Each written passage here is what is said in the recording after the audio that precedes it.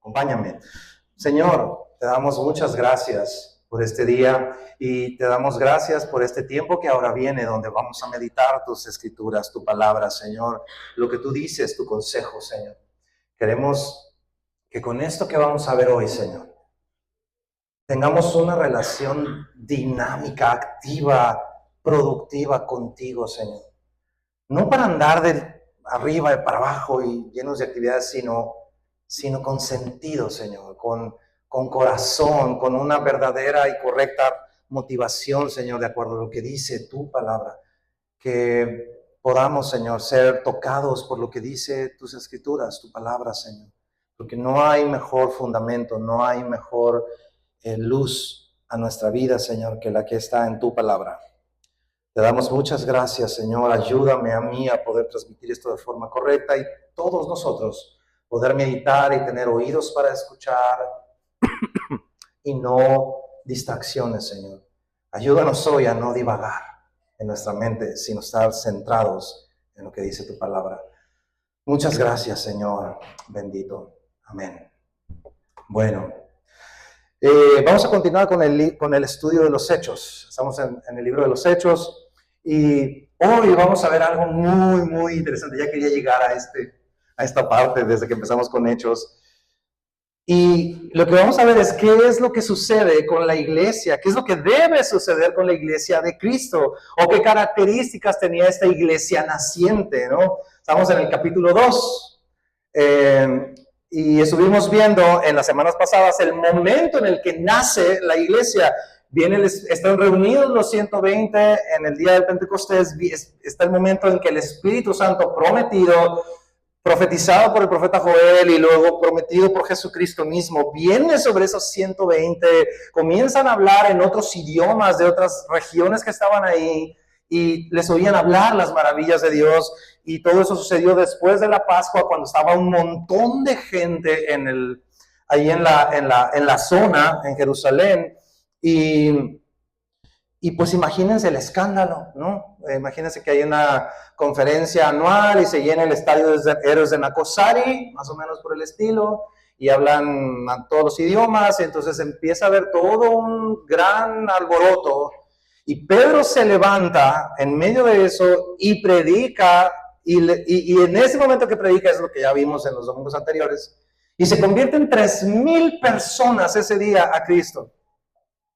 Y decíamos, pasaron de ser una congre de 120 personas a 3,120 de la noche a la mañana. ¡Qué impresión! Decíamos, se convirtieron en una mega iglesia de un domingo para otro. O sea, imagínate como congregante y también como servidor, de que te levantas a una reunión un día normal, viene el Espíritu Santo sobre esa reunión de una manera especial que no había sucedido antes, y esa tarde, cuando todo acaba y todo el mundo va a casa, ahora eres parte de una comunidad de 3,120 personas. O sea, fue un cambio. Ahora, la siguiente reunión que haya, vamos a tener que coordinar y atender a 3,120 personas, ya en la siguiente reunión, ¿no? Y lo que comienza a suceder después de ese evento, después de esa conversión de esos 3,120 ahora creyentes, para nosotros marca un precedente. Esto es como esas primeras veces en la Biblia. No sé si se acuerda que le he dicho que, por ejemplo, en el libro de Génesis vienen muchas primeras veces. Y las primeras veces que algo se menciona en la Biblia a través de la cronología, marca un precedente de cómo debe de ser y de cómo deberían de ser las cosas. O las razones de por qué sucedieron esas cosas. Por ejemplo, vemos el primer día en Génesis, la primera lluvia, la primera vez que llueve, el primer pecado, vemos el primer matrimonio, los primeros hijos, los primeros tratos de los padres hacia los hijos, ahí con Eva y con Caín, etcétera. Y el libro de los Hechos, como marca un cambio en la historia, en la era de cómo Dios trata con la humanidad, que es el tiempo del Espíritu Santo, Hechos está lleno de varios instantes que vamos a ir viendo, de muchas primeras veces, pero ahora en la iglesia. Y este es un momento de ellos. Y esto resulta muy interesante para nosotros, porque es ver, leer, ser testigos de cómo Dios va y hace nacer a la iglesia, ¿no? Y tú y yo Somos esa iglesia de Cristo. Tal vez tú pasas por aquí a veces así, ¡fum!, por el lado del río y dices, mira, ahí nos reunimos, ahí está mi iglesia, ¿no? Y bueno, sí, pero la iglesia no es un edificio. La iglesia es una comunidad de personas que compartimos una misma fe, un mismo Dios, un mismo Cristo, una misma doctrina, una misma cosmovisión de la fe. ¿Ok? Entonces, la comunidad, esta comunidad que estamos hablando, que compartimos todo esto, está desplegada por todo el planeta Tierra. Comenzó ahí, pero ahorita, hoy en día, está desplegada por todo el planeta Tierra. Y hoy puede que tú estés aquí en tu individualidad, solo o tal vez con tu familia, pero cuando el Señor te use como Pedro fue usado y prediques el Evangelio con tus vecinos, con tus compañeros de trabajo, con los que están a tu alrededor, los amigos de tu calle, van a venir personas, te van a escuchar el Evangelio, van a creer, se van a arrepentir de sus pecados, se van a bautizar y vendrán a formar parte de la iglesia. Tú y yo entonces somos contribuidores de la iglesia, del cuerpo de Cristo. De hecho, esto, semilla, es una herramienta para contribuir al cuerpo de Cristo, para sumar al cuerpo de Cristo. Es todo. No somos una casta especial y una perita en dulce aquí en Hermosillo. O sea, no, nada que ver. Somos simples contribuidores, parte del cuerpo de Cristo y nada más. Entonces, me preguntaba yo cuando meditaba esto y decía, ¿cómo debemos tratar entonces a quienes recién llegan al cuerpo de Cristo? O si yo vengo llegando y tengo domingo 1, domingo 2, ¿cómo debo comportarme al llegar al cuerpo de Cristo? Si ya tengo tiempo en Cristo, ¿cómo debo comportarme yo? ¿Cómo debería ser nuestro enfoque como iglesia, como comunidad global? Pero aquí en Hermosillo. ¿En qué deberíamos enfocarnos nosotros como comunidad esta de Semilla? ¿Cuál es el enfoque que debemos tener como creyentes? ¿Listos? Abre tu Biblia, Hechos 2, versículo 41. Ahí nos quedamos la vez pasada.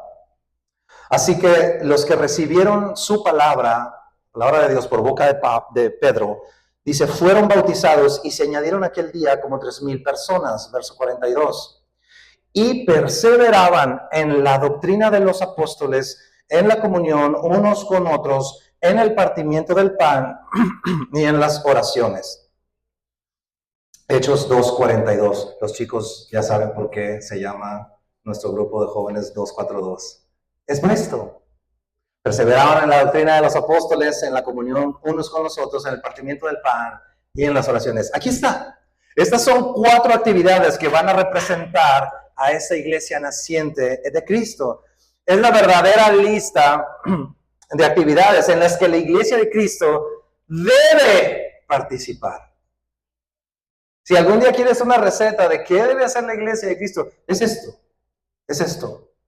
Perseverar en la doctrina de los apóstoles, perseverar en la comunión unos con los otros, perseverar en el partimiento del pan y perseverar en las oraciones.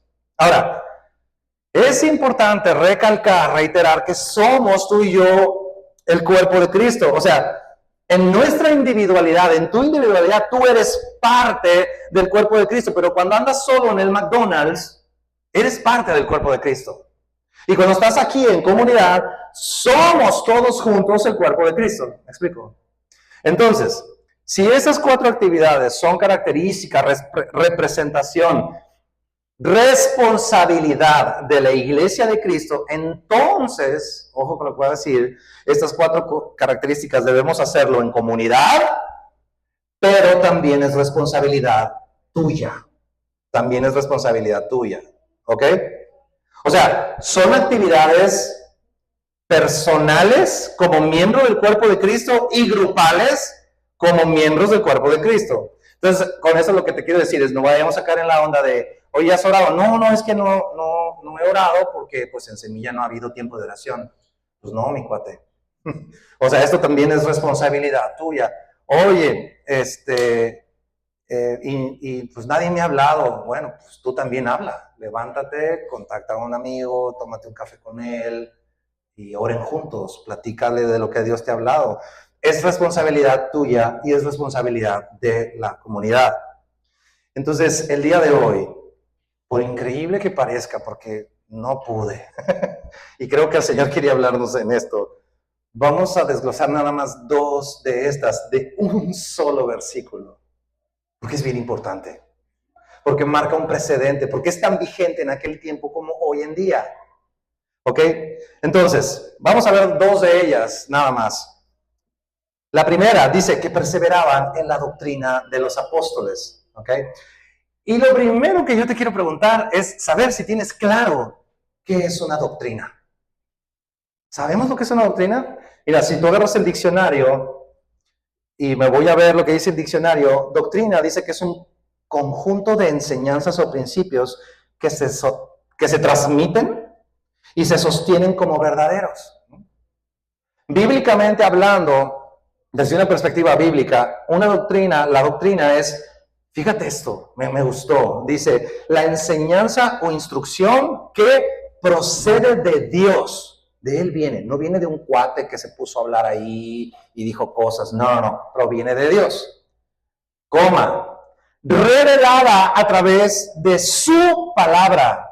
No es revelada por ideas ni por bonitos pensamientos cristianos y cosas por el estilo. No, es revelada a través de su palabra y comunicada por medio de profetas, apóstoles y maestros con autoridad divina para guiar la fe, la vida y la conducta del pueblo de Dios. ¡Wow!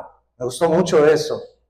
Pero en otras palabras, aquí para ti, para mí, hoy en día, doctrina es la enseñanza del Señor, pero basada en su palabra. Y que al recibirla te instruyen sobre quién es Dios, qué ha hecho y cómo debemos responder tú y yo, vivir y qué debemos creer como iglesia. No sé si he escuchado la frase de que, la Biblia es el manual del fabricante, como si tú y yo fuéramos un mini componente que viene en caja y traes así como que un manual, un libro de instructivos que dice que es error. La Biblia no habla de ti como ser humano. La Biblia habla y nos enseña quién es Dios para ti. La Biblia se trata de Dios. Si hiciéramos un resumen desde Génesis a Apocalipsis, es la historia de un Dios tan grande que creó a una hermosa y perfecta creación, y la cereza del pastel somos tú y yo como su creación a su imagen y semejanza. Y como tú y yo agarramos eso y lo tiramos a la basura, lo cambiamos por las palabras de una mugrosa serpiente, echamos todo a perder, y a partir de ahí es como Dios desarrolla un plan para redimirte a ti y a mí hasta llegar hoy en día y cerrar después en un reino eterno donde nadie va a perecer y vamos a estar para siempre con Él. Esa es la historia de la Escritura. La Biblia, a través de todo esto que te digo, nos muestra quién es Él, cómo es su carácter, qué es lo que espera de ti y de mí. Claro que podemos ver qué podemos hacer tú y yo, por supuesto, pero se trata de Él, no se trata de ti y de mí. ¿Ok? Entonces, esto es brutal. Tener una doctrina correcta que nos hable de Dios por medio de sus palabras. Porque una doctrina errónea te va a impedir tener una relación correcta con Dios. Una doctrina errónea te va a impedir tener una relación correcta con Dios. ¿Por qué? Porque una enseñanza no basada en las Escrituras te puede desviar sutil y terroríficamente para tu perjuicio sobre quién es Dios. Y entonces empezamos a tener ideas todas torombolas, equivocadas de lo que Dios es realmente, de lo que Él dice de sí mismo.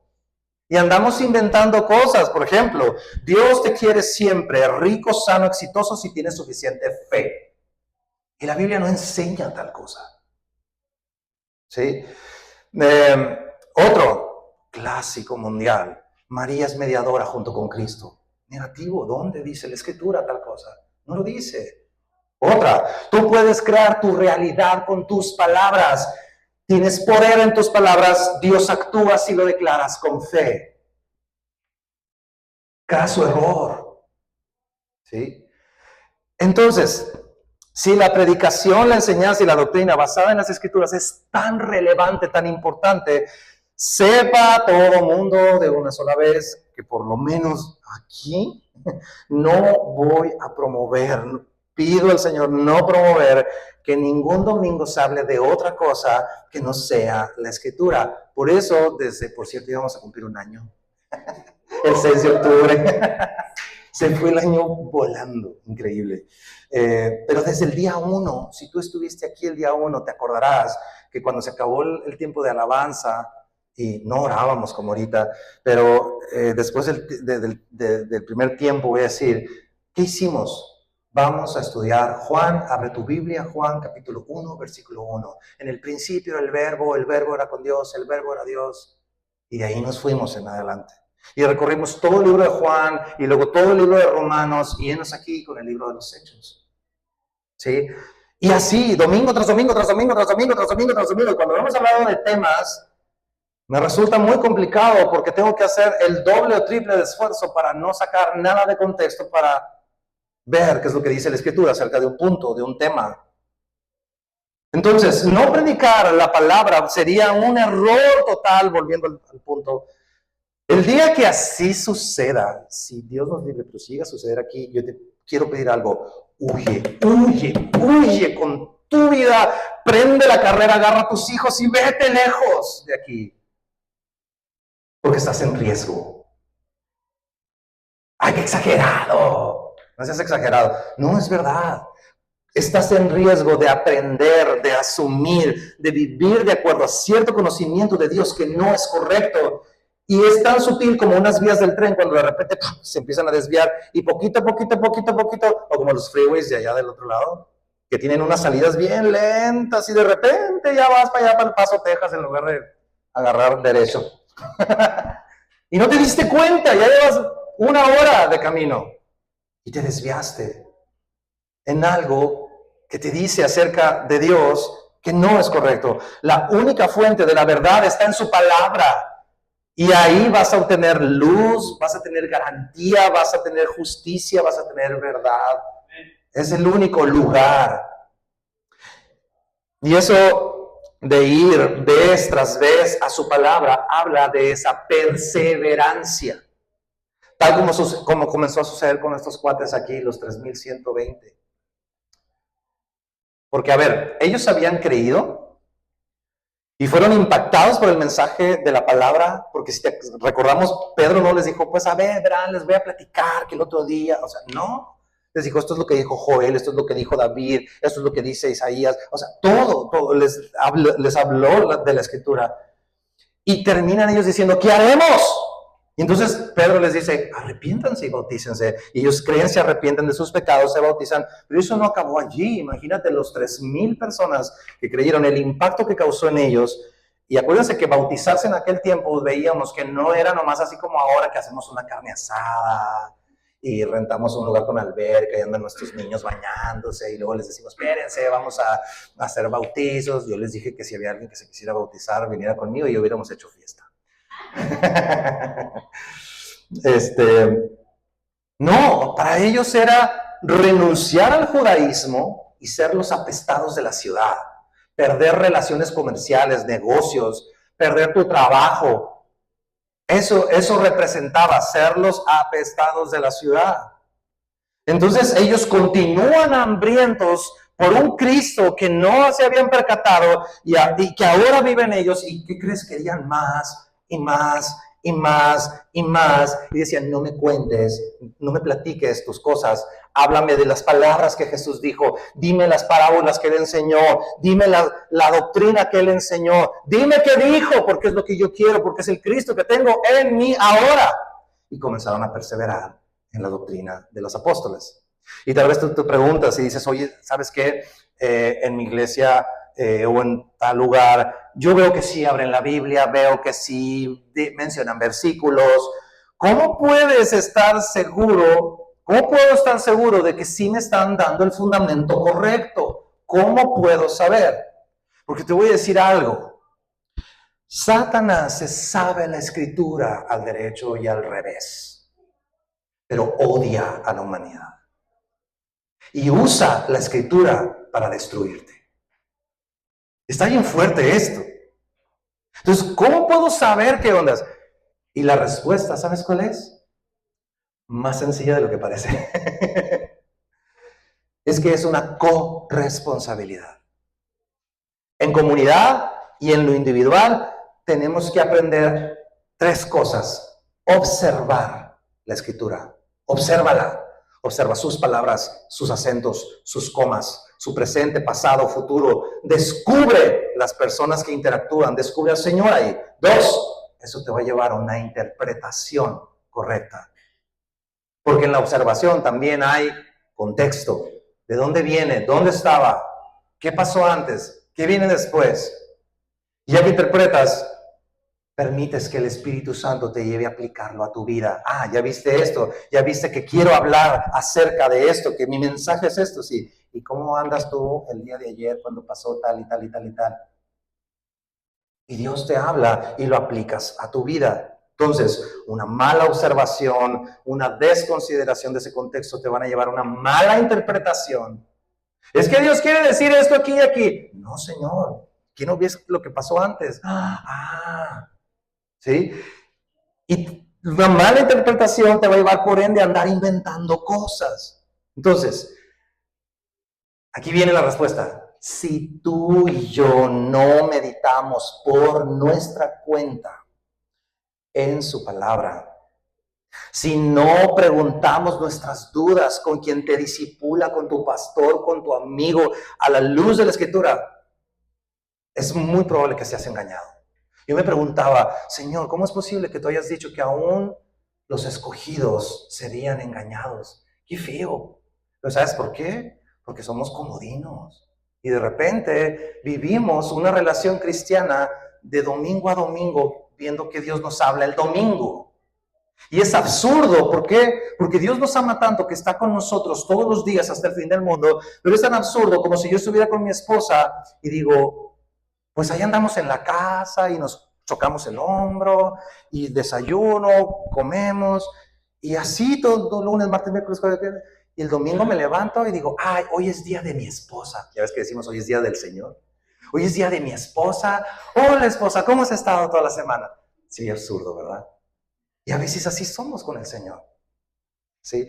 Entonces, si tú no meditas por tu cuenta, es muy probable, solo por la misericordia de Dios no serías engañado. Ahora, dice la palabra aquí, veíamos que ellos discipulaban en la doctrina de los apóstoles. ¿Qué es la doctrina de los apóstoles? Acompáñame, por favor, a 2 de Timoteo, capítulo 3, versículo 16. ¿Cuál es esa doctrina de los apóstoles? Resumido está en 2 de Timoteo, capítulo 3, versículo 16 y 17.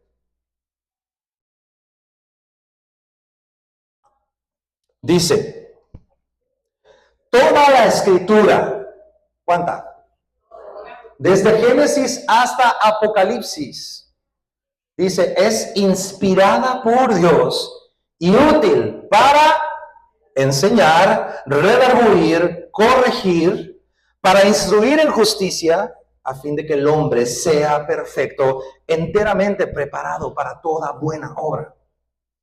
Esa es la palabra de Dios. Ese es el consejo de Dios. Toda la escritura. Y sabes, ese consejo ya fue cerrado. Ya fue cerrado. Los apóstoles, como Jesús los denominó, son esos 12. Ya no hay más. Hoy en día ya no hay más apóstoles como estos que Jesús entrenó. ¿En serio? Sí. Porque en Apocalipsis nada más hay 12 pilares en la Nueva Jerusalén. Y dice que cada uno de esos 12 es uno de esos apóstoles que Jesucristo preparó. Ahora, la palabra apóstol literalmente significa enviado. Y claro, Dios sigue enviando. Pero, ¿sabes? Son enviados para seguir trabajando con el fundamento que los 12 originales dejaron en firme. Cuando Dios envía a alguien hoy en día, no es para formar otro fundamento nuevo. No, no, Señor. Sino es en el fundamento de los primeros que los primeros 12 discípulos establecieron. Por cierto, apóstol quiero decirte algo como lo que veíamos en los ministerios hace como 3 domingos, es una mera función. Y como es una mera función, yo quiero decirte algo. Sí, vamos a tratar bien y ser amables con cualquier invitado, que por cierto Yair me está diciendo que a lo mejor quiere venir para acá. Ahora en noviembre, vamos a ver, por el aniversario. Y aparte porque quiero que lo conozcan. Ha sido mi pastor todo este año. ¿Okay? Pero apóstol es una mera función. Y en la iglesia, amigos, no hay puestos, hay funciones. Ser pastor de aquí no me hace ni más ni menos que tú. Es solo una encomienda que a mí el Señor me encargó. That's it, es todo. Entonces nosotros aquí, créeme que yo no voy a andar promoviendo una pleitesía y bombo y platillo y en charola de plata y asiento VIP, sala VIP. No, ¿por qué? Porque no es el sentido que la Escritura me llama a tratar estas funciones, ¿no? Es como en el matrimonio no hay puestos, no hay posiciones, o sea, no es de que el hombre es más importante que la mujer. Los dos son igual de amados y valiosos delante de Dios, pero hay funciones. El hombre tiene ciertas funciones, y la mujer tiene otras funciones. No es menos que el varón, ni el varón es más que la mujer, ni menos que la mujer. ¿Ok? Entonces, pero a ver, volviendo al tema del fundamento y de los apóstoles, mira lo que Jesús le dijo a Pedro en Mateo 16, 19. Acompáñame, por favor, Mateo 16, verso 19. Hablando de fundamentos, mira esto. Dice Jesús a Pedro, y a ti te daré las llaves del reino de los cielos. Por eso ponen a Pedro con un llavero, ¿no? Y todo lo que atares en la tierra será atado en los cielos, y todo lo que desatares en la tierra será desatado en los cielos. Y sabes, mucho tiempo creí esto que te voy a decir, pero esto no está hablando de poderes místicos para amarrar en los cielos y en la tierra, como muchas veces se enseña hoy en día. ¿Por qué? Porque el contexto judío donde Jesús le dijo eso a Pedro refiere el hecho de atar y desatar a una expresión usada por los rabinos para referirse a permitir o prohibir algo, algún detalle, alguna acción con una doctrina, autoridad doctrinal. Entonces, Jesús le está diciendo a Pedro, y después en Mateo 18, 18 se lo dice al resto de los 11. ¿Ok? Les dice, todo lo que atares en el cielo será atado en la tierra, y todo lo que ates en la tierra será atado en los cielos. ¿Okay? Jesús le está dando a los discípulos la autoridad de establecer el fundamento doctrinal de la iglesia, que más tarde escuchamos como la doctrina de los apóstoles. Eso es. Qué interesante. Y Jesús le dijo a sus discípulos, vayan a todas las naciones, enséñenles que guarden todas las cosas que les he enseñado, que guarden todas estas cosas. Entonces, los apóstoles, los 12, bueno, los 11 que quedaron ya para este momento en los Hechos, tuvieron la facultad dada por Dios de dejar establecido y de enseñar y de dejar por escrito el fundamento de nuestra fe. Y hoy, gracias a la imprenta y la tecnología que Dios ha permitido en nuestro mundo, la tienes en papel ahí en tu mano o aquí. ¿Sí? Entonces, hoy en día, ¿cuál es la doctrina de los apóstoles? Es la palabra, es tu Biblia, la Biblia. Entonces, si no es bíblico, no es de Dios. Y si es de Dios, va a ser bíblico. Yo tomé la postura de que cada cosa que viene y me dice alguien, porque de repente vienen y dicen, oye, que fíjate que esto, que el otro, que aquello. Cada cosa que hago, que llega a mi vida personal, siempre me pregunto, ¿está en la palabra? Y si está en la palabra, lo recibo. Y si no está en la palabra, no lo recibo. Y si no sé si está en la palabra, les digo, espérame tantito, déjame estudiar, déjame revisar, déjame resolver estas dudas y luego ya te digo si todo bien o si no. ¿Por qué? Porque es un peligro. Es un peligro. Yo te doy testimonio sin querer hablar mal de nadie, pero yo en mi vida cristiana, en muchas áreas, fui estafado. Fui estafado. Me enseñaron cosas o yo aprendí cosas y por ser un borrego ciego y no venir personalmente a la Escritura y resolver mis dudas, así como lo hemos estado hablando, y orar al Señor y pedirle su dirección y su claridad, absorbí cosas, costumbres, ideas que lo único que hicieron fue dificultar mi relación con Dios de una manera horrible. Y lo que menos quisiera es que tú atravesaras por eso mismo, sino que por el contrario, la palabra venga a tu vida a lavarla y lavarla y lavarla, incluidas todas esas malas ideas que hemos ido adquiriendo como imán. Y fíjate esto, dice que perseveraban. Y estaba meditando, estoy meditando entre semana, yo personalmente el libro de Isaías, y me tocó el capítulo 26.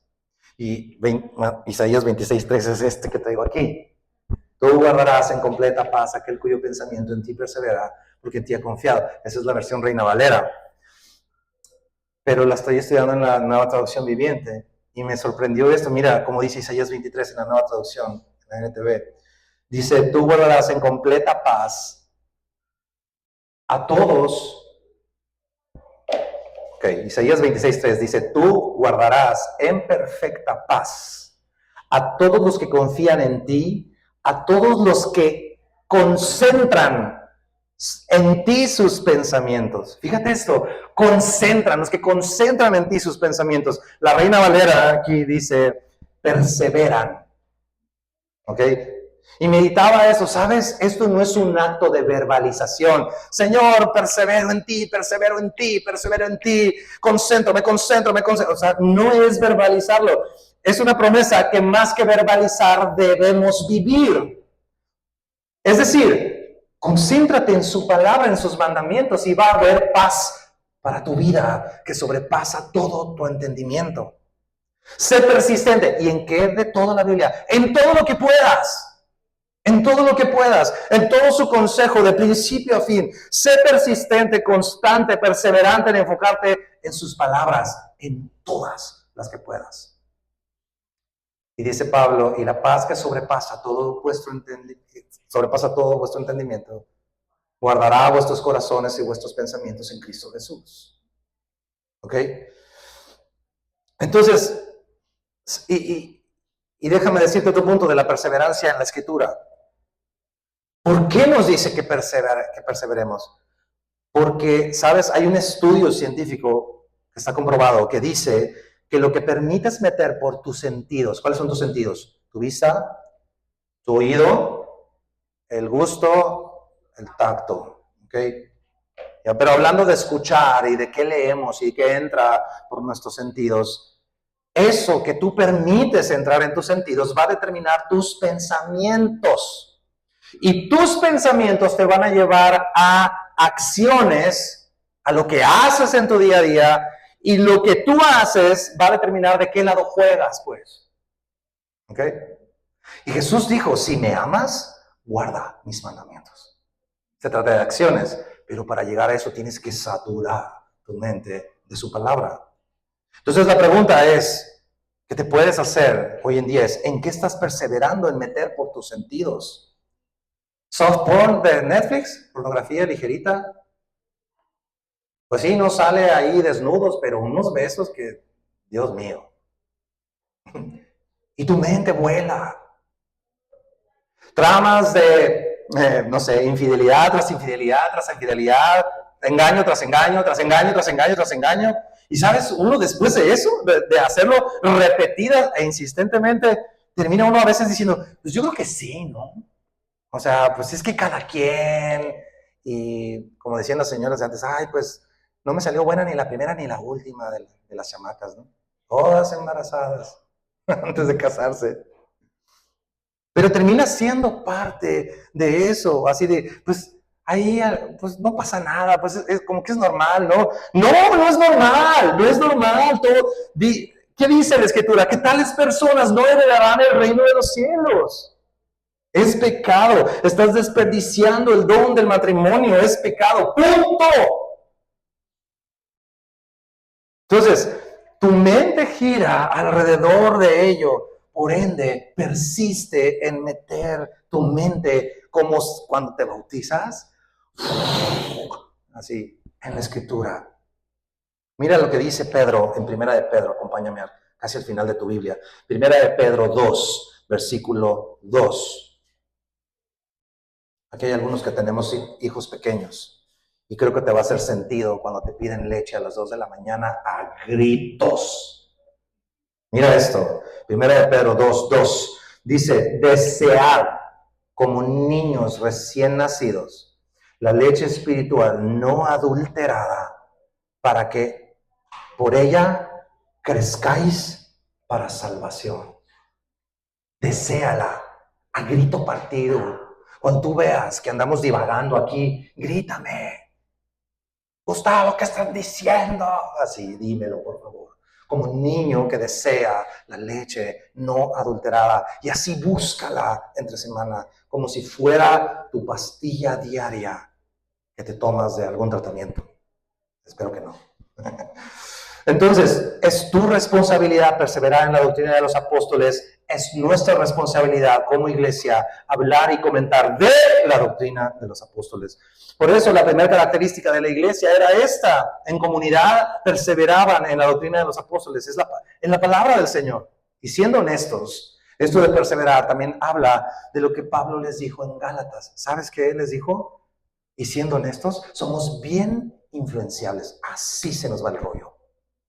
Mira Gálatas, por favor. Gálatas capítulo 1, versículo 6 en adelante. Mira esto. Dice Gálatas 1:6. Estoy maravillado. Imagino a Pablo así riéndose de ironía, diciendo: de veras es increíble, estoy maravillado de que tan pronto os hayáis alejado del que os llamó por la gracia de Cristo para seguir un evangelio diferente. No que haya otro. Alerta, no es que haya otro, sino que hay algunos que los perturban y quieren pervertir el evangelio de Cristo. Mas si aún nosotros, o sea, fíjate esto, Pablo va a decir: si yo, Pablo, Pedro, Juan, Mateo, de los 12, o un ángel del cielo os anunciare otro evangelio diferente del que les hemos anunciado, sea anatema. Lava así, se te quema el dedo. Como antes hemos dicho, también ahora lo repito: si alguno les predica diferente evangelio del que habéis recibido, sea anatema. A ver, fíjate esto. Se te apareció un ángel. ¿Puedes dimensionar el impacto de eso? En la noche viendo fuego azul, así, no sé. Y tú puedes venir conmigo y decir: es que yo lo vi, Gustavo, mira, se me puso la piel chinita y nos dijo que bla, bla, bla, bla. Me consta, yo estuve ahí. Si no está en la palabra, si no exalta a Cristo, no lo recibas. Se te puso la piel chinita de la impresión, no de que sea divino. Perseveremos entonces, hermanos, en su palabra.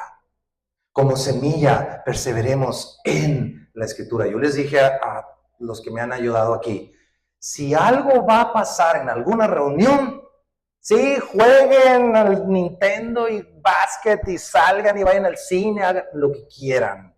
Pero hay 4 cosas que tienen que cumplir, que son estas: perseverar en la doctrina, tiene que haber palabra ese día. Los chicos vienen a la iglesia a recibir palabra, no a que los entretengan bonito. ¿Sí? Y nosotros también como adultos, mujeres, hombres, todos, tiene que haber oración, tiene que haber compañerismo, tiene que haber partimiento del pan. Entonces medita la Escritura y volvámonos conscientes que al tomar la Biblia, cuando tú agarres tu Biblia en esa simplicidad, es Dios mismo, el Dios altísimo, a quien se le doblegan las naciones, y los presidentes y los reyes del mundo no tienen fuerza para permanecer en pie de Él, ese Dios Altísimo te está hablando. Estamos delante de su consejo, de su aliento, de su palabra, de Él mismo, de su persona, Dios hablándote a ti. No es de que, ay, pues ahora me tocó Proverbios 2. Bueno, leamos pues Proverbios 2. No, es Dios mismo hablándote, pon atención. ¿Ok? Y número 2, híjole. Perseveraban también esta iglesia naciente en la comunión unos con otros. Y comunión es la palabra koinonía, que significa compañerismo. Ahí está el eslogan, bueno, antes que pongan el logo. Compañerismo cristiano. ¿Por qué? Porque de eso se trata venir aquí o juntarnos por allí. Un compañerismo. Si no, ¿sabes qué? Mira, la tecnología nos los pone bien a gusto y bien fácil. Si para escuchar a una persona de algún tema, alguna predicación o incluso un texto bíblico, eso lo puedes hacer cuando sea, en N lugares. La pandemia, de hecho, abrió mucho esa posibilidad. Las iglesias no transmitían, ahora hasta lo subimos a YouTube. ¿Por qué? Porque tú estás, imagínate esto, estás en tu vida cotidiana, de repente sabes que es la hora, abres tu computadora, abres el celular y le das ahí, te conectas, escuchas, terminas, te desconectas y sigues con tu vida como si nada hubiera existido alrededor de ti. Cero compañerismo. 0.0. Y cuando estamos así remotos, ¿sabes? Si te cae gordo el predicador, o es bien lento, o es bien regañón, o es muy ligero, pues apagas el mensaje y ya. Pero cuando estás aquí, no puedes apagar al Gus. ¿Eh? Si tienes un hermano que está a un lado de ti, que mucho cochicheo, porque así es su forma de hacer, y así aprende, y está meditando, pero tiene ahí un habladero, y escribe sus notas en voz bajita, y tú, ay, pues no lo puedes apagar así de, apágate, Natán. No se puede. Ay, me cayó gordo, pum. No, o sea, no. ¿Pero qué crees? Se trata de perseverar en el compañerismo, en la comunión. Que tú y yo aprendamos a relacionarnos con el que te cae bien y con el que te cae mal. Porque si todo el mundo te cae muy bien aquí, es probable que pronto llegue una persona que no te caiga bien. Pero la Escritura nos llama a hacer compañerismo cristiano con ellos. Y la misma palabra, el mismo Señor Jesús y su palabra tiene varias maneras de impulsarnos a ese compañerismo. Acompáñame a varios ejemplos. Jesús dijo en Mateo 5, verso 44. Mateo 5, 44. Dice esto. Pero yo les digo, amen a vuestros enemigos, bendecid a los que os maldicen, hagan bien a los que les aborrecen y oren por los que les ultrajan y los persiguen, para que seáis hijos de vuestro Padre que está en los cielos, que hace salir su sol, es el sol de Dios, y Él lo hace salir sobre malos y buenos, y que hace llover sobre justos e injustos. Fíjate esta comparativa de Cristo. Porque si amas a los que les aman, ¿qué recompensa tienes? ¿No hacen también así los publicanos? ¿No hacen así los sicarios, los narcos? Que las mamás aman increíblemente a sus hijos y dan su vida por ellos, aunque sean sicarios. Y si saludáis a vuestros hermanos, al que te cae bien solamente, ¿qué haces de más? ¿No lo hacen así también allá en las borracheras? Los gentiles, dice. Sean pues vosotros perfectos como vuestro Padre que está en los cielos es perfecto. Pablo, Romanos, acompáñame, Romanos 12. Romanos 12, 10. Dice, amaos los unos a los otros con amor fraterno. Así, familiar, fraterno, como hermano de sangre. En cuanto a honra, prefiriéndoos los unos a los otros. Prefiere al que tienes a un lado.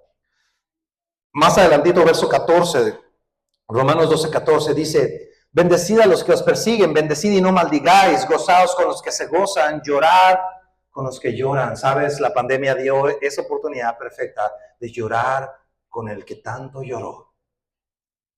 Pero hoy en día hay otros momentos de oro para reír con el que ríe y de llorar con el que llora. Cuando a alguien de aquí le den un carro nuevo, gózate, ríe, dale una ofrenda, toma, échale 200 pesos de mi parte de gasolina a tu nuevo carro. Sí, gózate, no digas, yo que me estoy dando por un carro. A ver si él ora por mí también. Sí, la oportunidad está puesta para llorar con el que llora. Dice la escritura que es mejor estar en la casa de luto. Es una oportunidad de oro. ¿La vas a usar? Sí, verso 16 de Romanos. Unánimes entre vosotros, no altivos, sino asociándoos con los humildes. No seas sabio en vuestra propia opinión. Qué interesante, fíjate, porque Jesús dijo que en esto seríamos conocidos. En Juan 13:35 dice, en esto conocerán que sois mis discípulos si tuvieres amor los unos por los otros. Entonces, cuando en Romanos dice, asóciate y no seas sabio, no seas orgulloso en tu propia opinión, básicamente es asóciate con creyentes humildes que vienen por este mismo camino de humildad.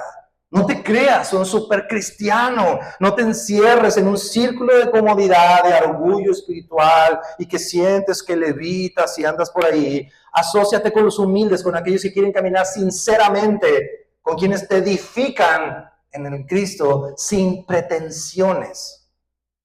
No digamos, es que yo soy y yo pienso y yo creo y yo he orado y ayunado y he hecho, no sé, lo que tú quieras. No vivas en una burbuja de tu propia prudencia.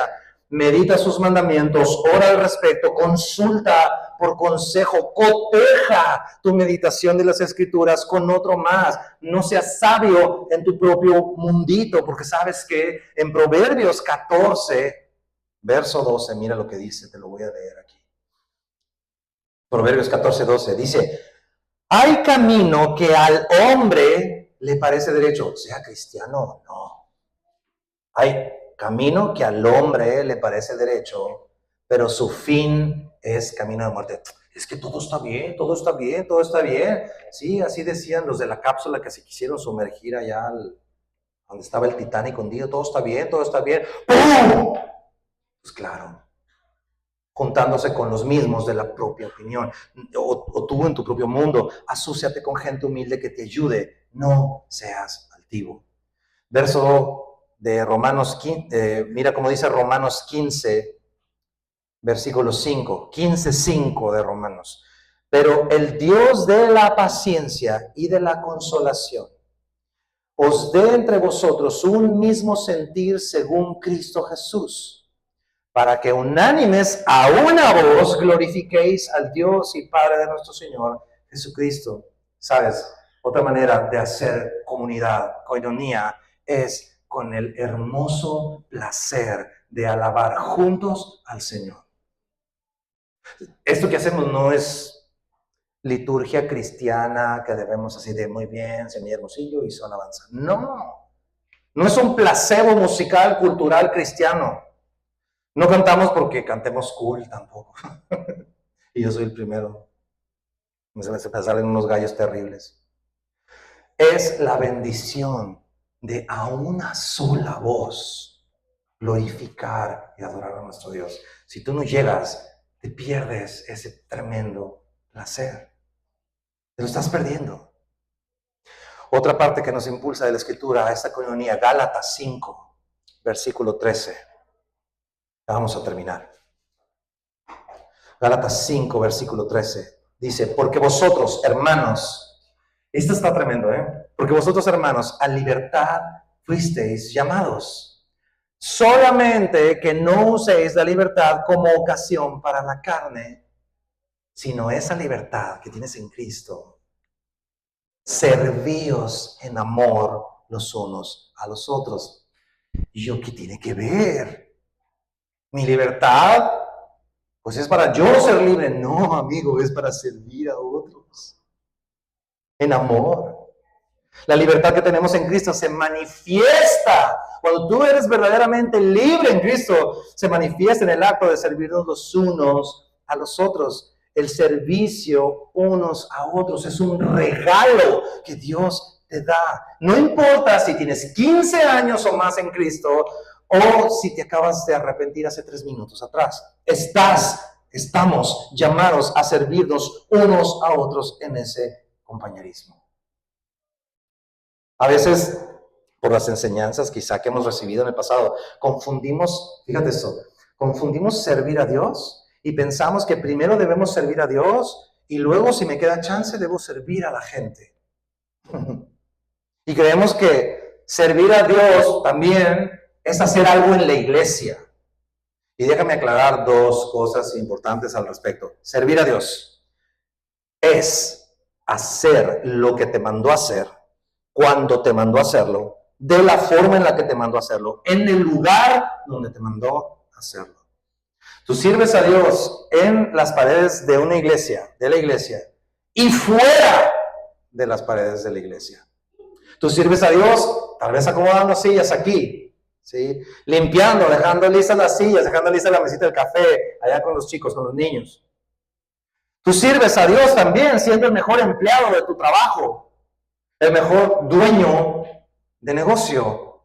Tú sirves a Dios siendo un ciudadano ejemplar en Hermosillo,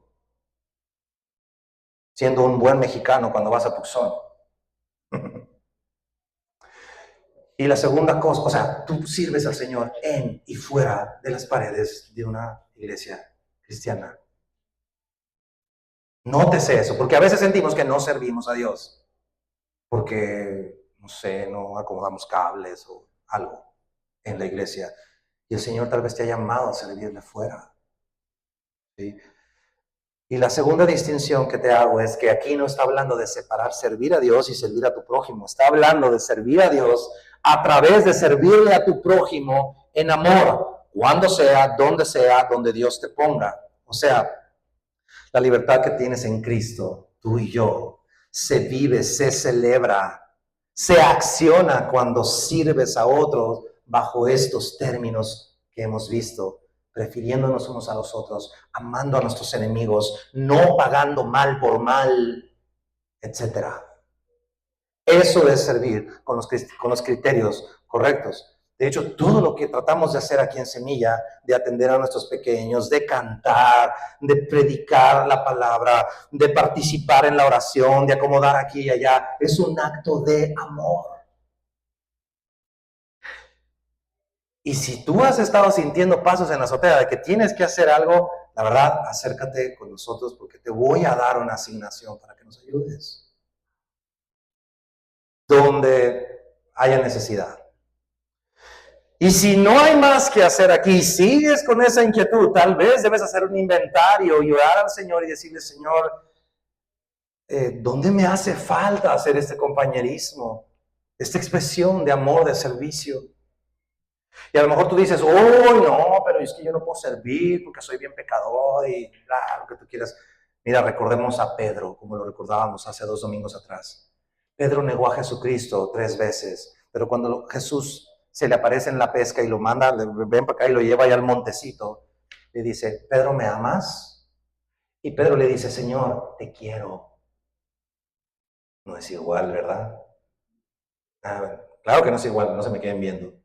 Cuando le dices a tu novia, te amo, y la otra te dice, yo te quiero. Uy, pues dices, no, pues aquí no hay nada. ¿No? Y es lo que hace Pedro. ¿Qué está haciendo Pedro? Si hace unos días atrás decía, yo voy a morir a la cruz, se dio cuenta que no podía. Entonces cuando Jesús le dice, ¿me amas? Pedro dice, no, no puedo. Te quiero. ¿Y Jesús qué dice? Apacienta mis ovejas. Le da una encomienda con una cierta vara. Y luego Jesús le dice, Pedro, ¿me amas? Y Pedro le dice, Señor, te quiero. O sea, no puedo, pues, no puedo más. Y Jesús, ¿qué le dice? Apacienta mis ovejas. Lo mismo. Y cuando Jesús se da cuenta y le dice, Pedro, ¿me quieres? Y dice que Pedro se entristeció y Jesús le dijo, Señor, tú sabes todo, tú sabes que sí te quiero. Y dice, bueno, apacienta mis ovejas. ¿Cuál es la reflexión? Y yo cuando entendí esto, ¡puf!, me voló la cabeza. Jesús no le bajó la vara de la encomienda por quien Pedro era. Jesús ya sabía que Pedro no podía. Por eso al final Jesús le dice, bueno, Pedro, ¿me quieres pues? Y Pedro se agüita y le dice, sí, sí te quiero. Pero en las 3 veces mantuvo la misma encomienda. ¿Qué quiere decir eso? No es por tu desempeño, hermano. No es por su gracia. Es su encomienda para ti, indistintamente de quién tú eres y lo que puedes llegar a ser. No depende de tus credenciales, no depende de tu santidad, no depende de nada de eso. Entonces, pensando un poco cómo estas personas comenzaron a tener ese compañerismo, esa coinonía, fíjate esto, hicieron como una lista. Compartían, imagínate, trasládate a ese momento con esos 3,120. Empezaron al día siguiente compartiendo partes de la Escritura. Comenzaron a recordarse unos a otros las Escrituras. Empezaron a impulsarse dentro del consejo recibido de los apóstoles. Vamos a hacer un receso para tomar café. Yo primero, yo después. Acuérdate que Pedro nos dijo que los últimos van a ser los primeros. Así que ten paciencia, te va a tocar café. Empezaron a ser hospitalarios. 3,120 personas que vienen de fuera, donde se quedan a dormir. En la casa de alguien. Ahí dice mi esposa que ¿cómo decía? Donde hay techo, dentro del techo todo es cama, algo así dice. Debajo del techo. De la puerta para adentro, así es, gracias. De la puerta para adentro todo es cama. Así es. Y la cultura judía venía muy reforzada en eso, de ser hospitalarios. Empezaron a alimentarse unos a otros. Empezaron a conocerse de verdad. No un saludo superficial de buenos días, buenos días, buenos días. Bye. No. Empezaron a intercambiar direcciones. ¿De dónde vienes tú? De por allá de Persia. ¿De dónde vienes tú? De África, de Egipto. Vengo de Roma, etcétera. Empezaron a ponerse a disposición de otras personas. Empezaron a corregirse con gracia. Cantaban y oraban y adoraban juntos. O comenzaron a orar juntos. Y hasta ahí nos vamos a quedar ahora. Medio versículo vimos. Perseverantes en la doctrina de los apóstoles y perseverantes en la comunión unos con otros. Que ese sea tu distintivo personal. Piensa esto. Si todo el cuerpo de Cristo fuera de la manera en la que tú eres, ¿cómo sería la iglesia?